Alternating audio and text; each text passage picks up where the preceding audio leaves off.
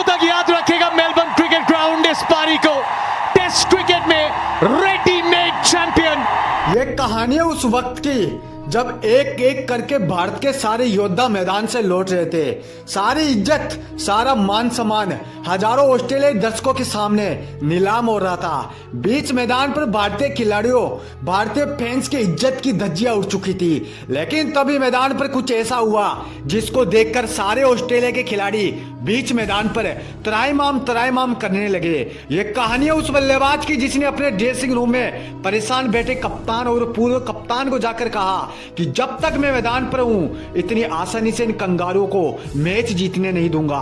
जब तक मैं मैदान पर खड़ा हूं तब तक ये मैच हमारे हाथों में है। मेरे भाई ये किस्सा है 26 दिसंबर 2024 का, जब ऑस्ट्रेलिया के मेलबर्न के मैदान पर भारत अपना मान और सम्मान बचाने के लिए उतरती है। लेकिन उसको नहीं पता था कि आज उसका मान सम्मान तो छोड़ो, उसकी इज्जत ही नीलाम हो जाएगी। ऑस्ट्रेलिया ने पहले खेलते हुए भारत के सामने पहली पारी में 476 रन का एक विशाल स्कोर बना लिया।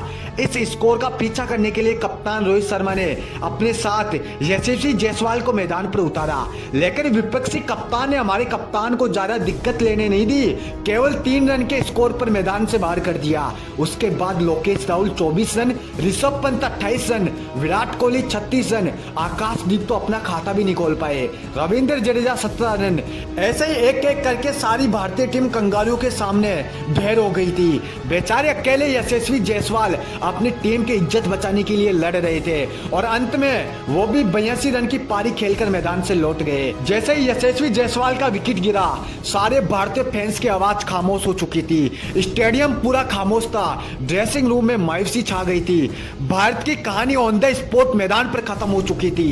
जिस भारतीय टीम का खौफ चारों तरफ फैल चुका था, आज वही भारतीय टीम इन कंगारुओं के सामने अपना मुंह छुपा रही थी। मैच में बस अब औपचारिकता ही बची थी। भारत ने अपने हथियार त्याग दिए थे।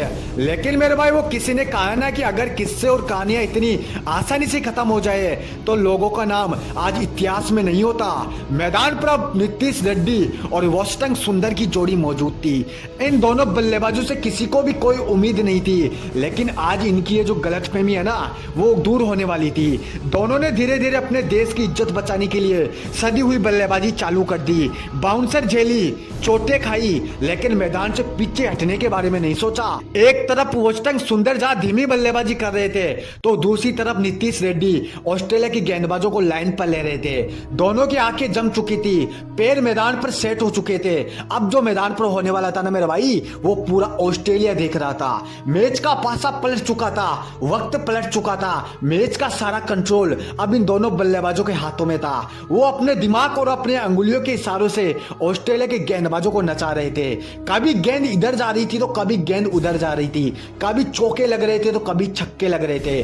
भारत का कप्तान भी ड्रेसिंग रूम में बैठा बैठा अपने आप पर शर्मिंदगी महसूस कर रहा था कि भाई जिन ऑस्ट्रेलियाई गेंदबाजों के सामने बड़े नाम नहीं चल पाए, आज उन्हीं गेंदबाजों के सामने हमारे भारत के 2 शेर अपने देश की इज्जत बचा रहे हैं। देखते ही देखते नीतीश रेड्डी ने वो कारनामा कर दिया जो इस मेलबर्न के मैदान पर इससे पहले कभी भी नहीं हुआ। मेरे भाई नीतीश रेड्डी ने अपना शतक पूरा करके इस मैदान पर इतिहास के पन्नों में अपना नाम दर्ज करवा लिया। उधर दूसरी तरफ वाशिंगटन सुंदर ने भी रेड्डी का बखूबी तरीके से साथ दिया और अपना अर्धशतक पूरा करके अपने टीम का स्कोर 369 रन तक पहुंचा दिया। मेरे दोस्त, भले ही भारतीय टीम इस मुकाबले को नहीं जीत पाई, लेकिन नीतीश रेड्डी और वाशिंगटन सुंदर ने जो खेल दिखाया था ना उसको सदियों तक याद रखा जाएगा। याद की जाएगी नीतीश रेड्डी की वो पारी जिसने भारतीय टीम की इज्जत के साथ उसका मान और सम्मान बचाया था।